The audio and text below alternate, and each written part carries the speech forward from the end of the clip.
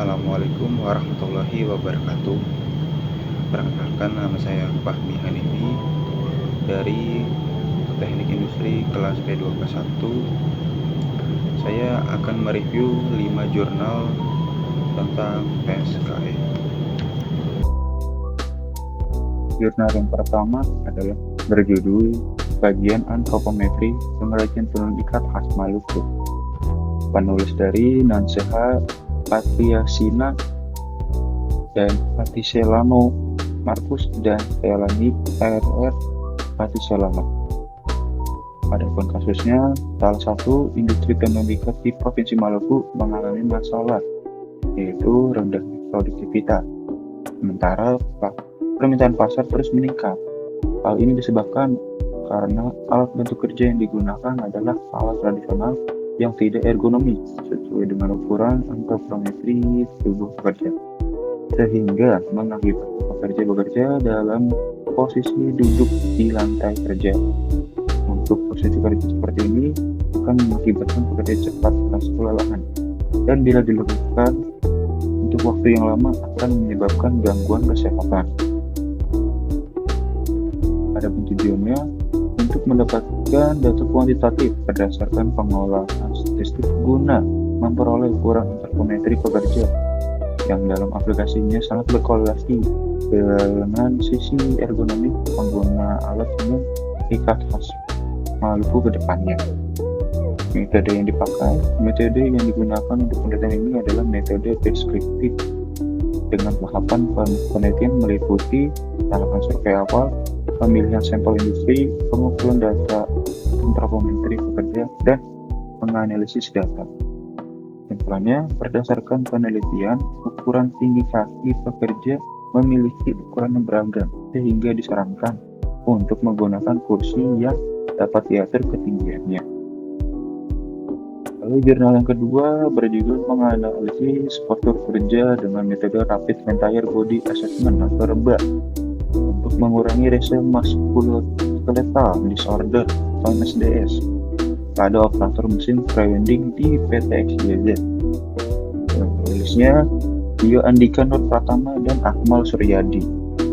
Adapun tujuannya untuk menilai tingkat risiko ergonomi pada pekerjaan pengelasan di workshop PTX dan hubungannya dengan keluhan kontrak para juru las. Adapun metode yang dipakai dengan melakukan observasi proses kerja dan wawancara pekerja dengan menggunakan Rapid Entire Body Assessment atau RBA dan Nordic Body Map atau NBM. Hasil penelitian, sebagian besar juru las melakukan pengelasan dengan postur jongkok sebanyak 72,4%, diikuti dengan postur berdiri dan duduk. Hasil penilaian tingkat risiko ergonomi menunjukkan bahwa postur jongkok mempunyai tingkat risiko sangat tinggi, sedangkan keluhan gotrak yang dominan dialami oleh juru las adalah punggung bawah sebanyak 59% dan leher sebanyak 45%. Upaya perbaikan sangat diperlukan untuk menurunkan tingkat risiko dan keluhan gotrak pada juru las dengan menerapkan program Health Risk Assessment (HRA) sebagai langkah awal untuk menentukan program pelayanan kesehatan terhadap pekerja. Kesimpulannya, postur berdiri dan duduk dan jongkok dalam pekerja akan dikategorikan berisiko tinggi terhadap kesehatan, dengan keluhan gotrak pada berbagai bagian tubuh seperti leher, pundak, tangan bawah kanan, pergelangan tangan, punggung bagian bawah, akibat posisi tubuh yang membungkuk, kaki menekuk, serta abduksi lengan atas. Meskipun tingkat keparahannya masih ringan, namun tetap mengganggu pekerjaan. Oleh karena itu, perusahaan disarankan untuk melakukan Health Risk Assessment atau HRA guna menentukan langkah-langkah pencegahan penyakit seperti melakukan senam pagi sebelum bekerja, pemberian makanan bergizi bulanan, pemasangan rambu ergonomi, serta medical check-up setiap 6 bulan bagi juru las yang fokus pada anggota tubuh yang terpapar risiko kerja. Jurnal yang ketiga berjudul Identifikasi Musculoskeletal Disorder dan Penilaian Postur Kerja pada Pekerja Loader Semen di PT Swabina Gatra. Ditulis oleh Nefreti Nilamsari dan Fatimah Nafin A. Dalam kasusnya, seorang pekerja mengeluh nyeri di bagian bahu, punggung, betis pinggang, serta lengan atas. Telah memindahkan 800 sak semen dengan berat 40-50 kg dalam waktu kurang lebih 30 menit. Adapun tujuannya untuk mengidentifikasi risiko terjadinya MSDF berdasarkan keluhan subjektif atau MBM yang dirasakan pekerja dan analisis postur kerja. Metode yang dipakai bersifat observasional karena data yang diambil mengacu pada pengamatan dan fakta di lapangan tanpa memberi perlakuan pada responden sebagai subjek penelitian. Data yang didapatkan kemudian dianalisis secara kualitatif untuk mengetahui tingkat risiko bahaya ergonomi dan muskuloskeletal disorder yang dialami oleh pekerja. Kesimpulannya, hasil penelitian tentang keluhan muskuloskeletal disorder dengan metode NBM menyatakan 2 orang dengan risiko tinggi dan 1 orang dengan risiko sedang. Sedangkan rata-rata responden mengalami tingkat keluhan sangat sakit pada bagian bahu kiri, bahu kanan, lengan kanan atas, dan pinggang. Sedangkan hasil penelitian tentang analisis kerja dengan metode REBA menyatakan 3 orang risiko sangat tinggi dan membutuhkan perubahan segera. Adapun jurnal yang keempat berjudul Anthropometric Evolution of Tertiary Institute Mounted Desktop Furniture, ditulis oleh Ade Sylvia, Ade George, Santi Body Alfred, and Wafu and Hui. Adapun kasusnya, mahasiswa di Institut Pendidikan Tinggi banyak menghabiskan waktu di kelas dengan menggunakan meja tetap atau mounted desktop furniture yang seringkali tidak sesuai dengan ukuran tubuh mereka.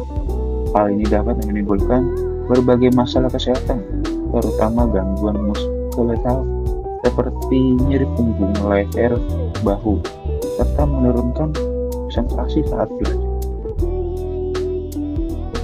Adapun tujuannya untuk mengevaluasi sejauh mana desain furnitur yang ada sesuai dengan ukuran tubuh mahasiswa, serta merancang dimensi baru yang lebih ergonomis untuk meningkatkan kenyamanan dan postur duduk yang sehat.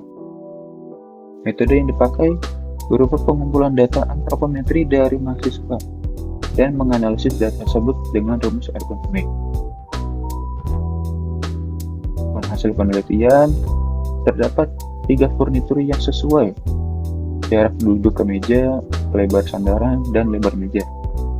Lalu ada 6 yang tidak sesuai, tinggi dudukan, lebar dan kedalaman dudukan, tinggi duduk ke meja, kedalaman meja, dan tinggi tepi atas sandaran. Ketidaksesuaian terbesar terdapat pada tinggi dudukan dan tinggi dudukan ke meja yang berdampak buruk pada postur tubuh dan kenyamanan. Ketidaksesuaian furnitur menyebabkan tekanan pada tubuh mahasiswa, meningkatkan risiko gangguan otot dan tulang, serta mengganggu kenyamanan dan konsentrasi belajar. Desain furnitur yang terlalu tinggi, terlalu dalam, atau tidak mendukung area tubuh penting menjadi faktor utama permasalahan ergonomis. Adapun kesimpulannya, penyesuaian furnitur kelas berdasarkan data antropometri mahasiswa sangat penting untuk menciptakan lingkungan belajar yang sehat dan nyaman. Penelitian ini menyarankan revisi desain furnitur kelas agar sesuai dengan ukuran tubuh mahasiswa demi mendukung kesehatan fisik dan performa akademik. Lalu jurnal yang kelima berjudul Work System Improvement for a Sugarcane Block and Fry Fries Using 10 Physical Ergonomic Principles, ditulis oleh Divani Melani, Hilma Raymona Dadri, dan Dina Rahmayati dan Dendi Adisa. Adapun kasusnya, industri pembuatan saka atau gula merah batangan di Nagari Bukit Batabuah, Agam, Sumatera Barat.